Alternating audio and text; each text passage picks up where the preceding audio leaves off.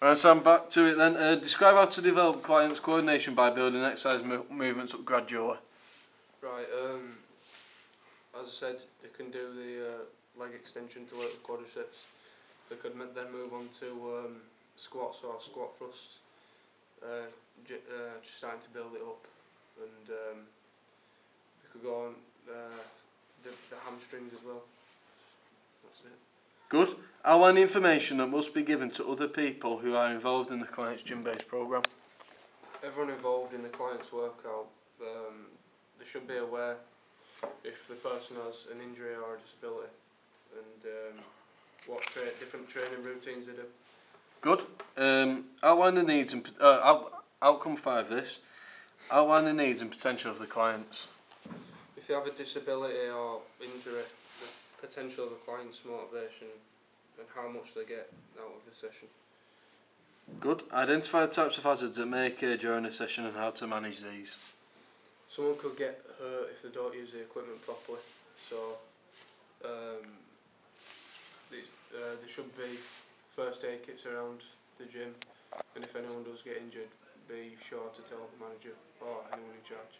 Good. Outline the reporting procedures for health and safety. You touched upon it then, but yeah, just expand a little bit.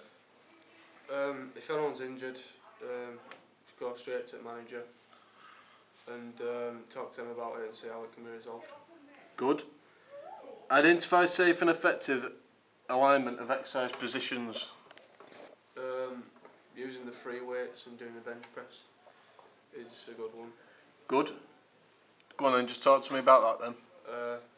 If you're using the free weights, like there's not much danger to it, but there is a little bit if you're dropping it.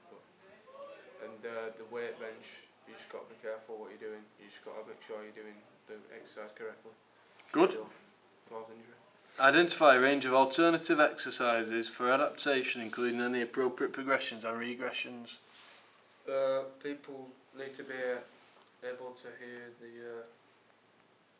Is this number 6? Yeah, 5. 5. What was the question again?